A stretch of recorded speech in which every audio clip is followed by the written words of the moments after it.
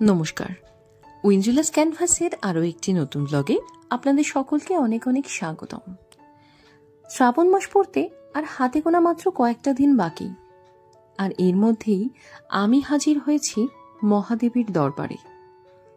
এটি উত্তরবঙ্গের এক সুবিখ্যাত শিব মন্দির, যাকে আমি বা আপনি সকলেই এক নামে চেনেন। এটি হল জল্পেশ ধাম। চলুন আমার সাথে আজ আপনারাও ঘুরে দেখুন এই জল্পেশ ধাম।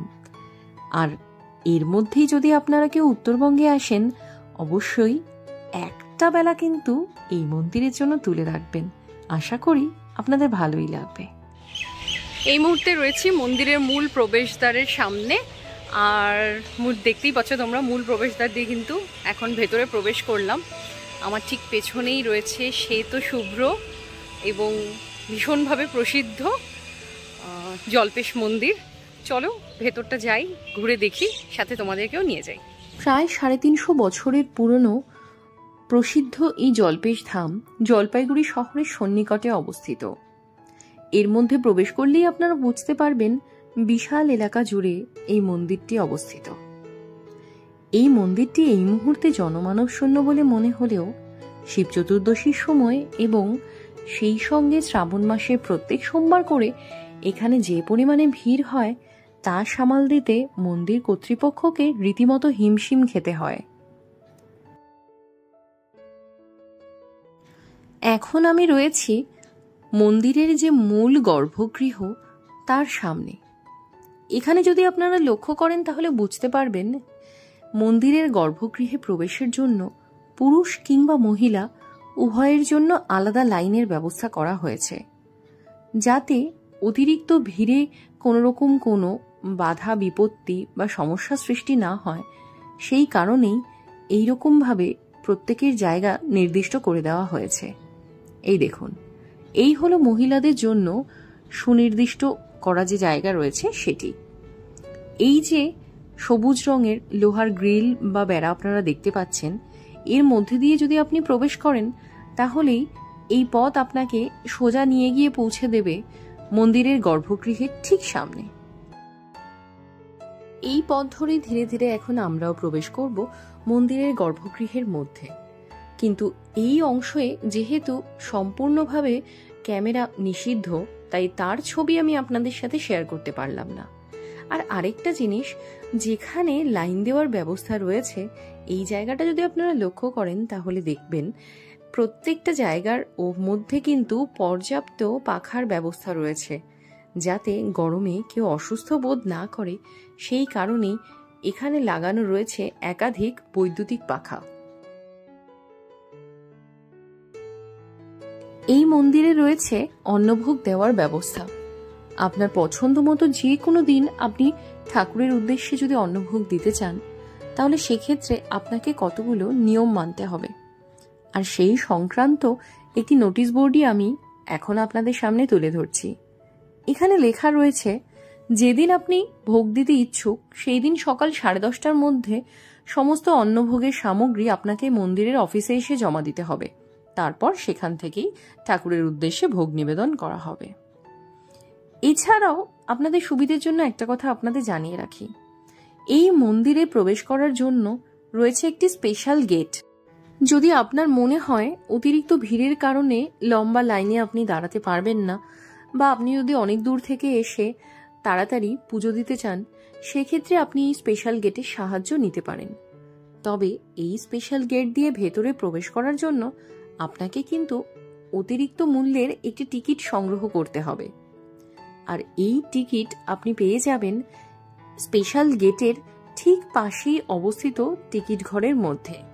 চলুন তবে আপনাদেরকে এখন আমি নিয়ে যাই সেই জায়গাটায় যেখানে গেলে আপনারা এই স্পেশাল গেটের ঢোকার জন্য টিকিট সংগ্রহ করতে পারবেন।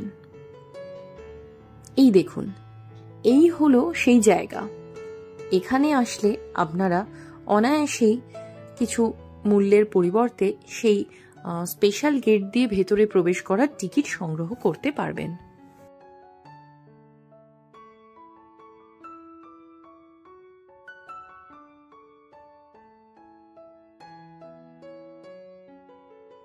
এছাড়াও মন্দিরের মধ্যে রয়েছে কয়েকটি অস্থায়ী দোকান।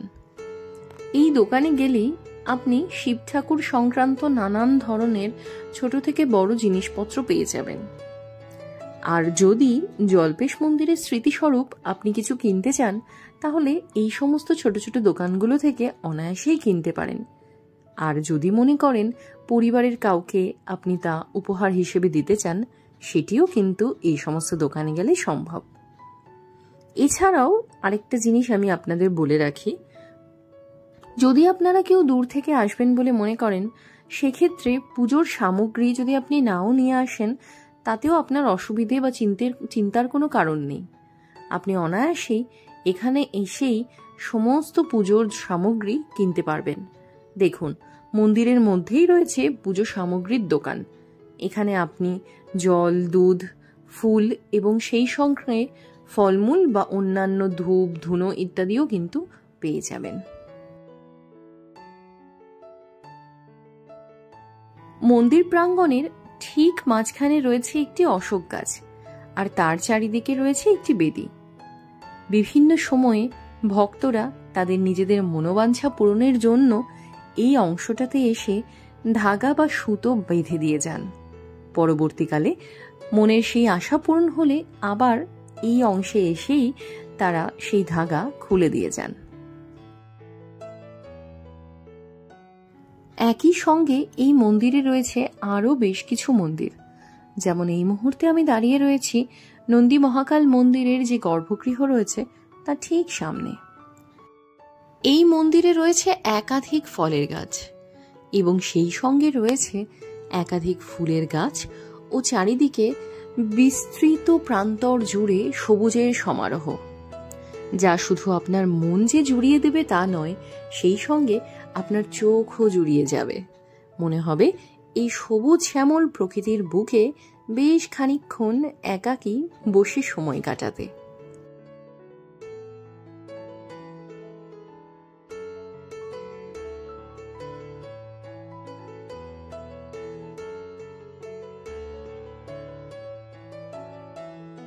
এই মন্দিরে এলে দেখা মিলবে এক অদ্ভুত প্রজাতির ফুল, যার নাম নাগলিঙ্গম ফুল। সুবিশাল আকৃতির এই নাগলিঙ্গম ফুলের গাছে যে লাল রঙের ফুলগুলো রয়েছে, সেগুলোই হলো নাগলিঙ্গম ফুল। এই ফুল দেখলে আপনার মনে হবে যেন নাগরাজ তার ফনা ধারণ করে বসে রয়েছে।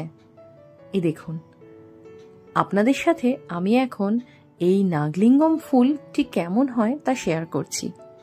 তবে একটা জিনিস বলে রাখি, এই নাগলিঙ্গম ফুল গাছের পাতা কিংবা ফুলে এই গাছের যে ফল রয়েছে তা কিন্তু গাছ থেকে ছেঁড়া একেবারেই নিষেধ। আর এই যে ফুলটা আমি আপনাদেরকে এখন দেখাচ্ছি, এইটা কিন্তু নিচে পড়েছিল, তা নিচ থেকে উঠিয়ে তারপরেই আমি আপনাদের সাথে শেয়ার করছি।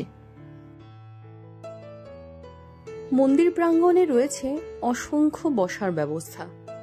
সুবিশাল এই মন্দির প্রাঙ্গণে ঘুরতে ঘুরতে যদি আপনি ক্লান্তি অনুভব করেন, তাহলে এই সমস্ত জায়গায় বসে খানিকক্ষণ জিরিয়ে নিতেই পারেন।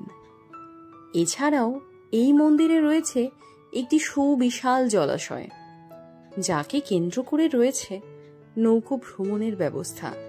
চলুন তবে ধীরে ধীরে সেই জলাশয়ের সামনে এখন আমরা চলে যাই। এই দেখুন, এই হলো সেই জলাশয়।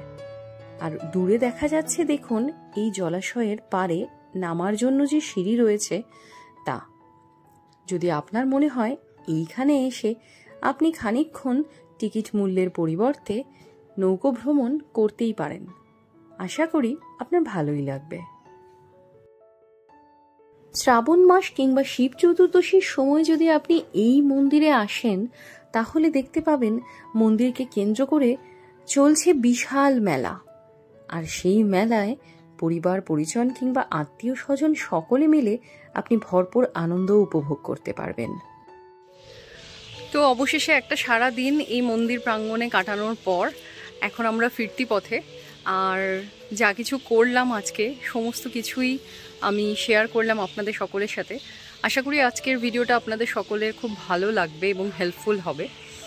তো যদি ভিডিওটা ভালো লেগে থাকে তাহলে ভিডিওটাতে অবশ্যই লাইক করবেন আর আমার চ্যানেলটাকে সাবস্ক্রাইব করবেন। দেখা হবে খুব তাড়াতাড়ি, ততক্ষণ পর্যন্ত সবাই খুব ভালো থাকবেন, সুস্থ থাকবেন।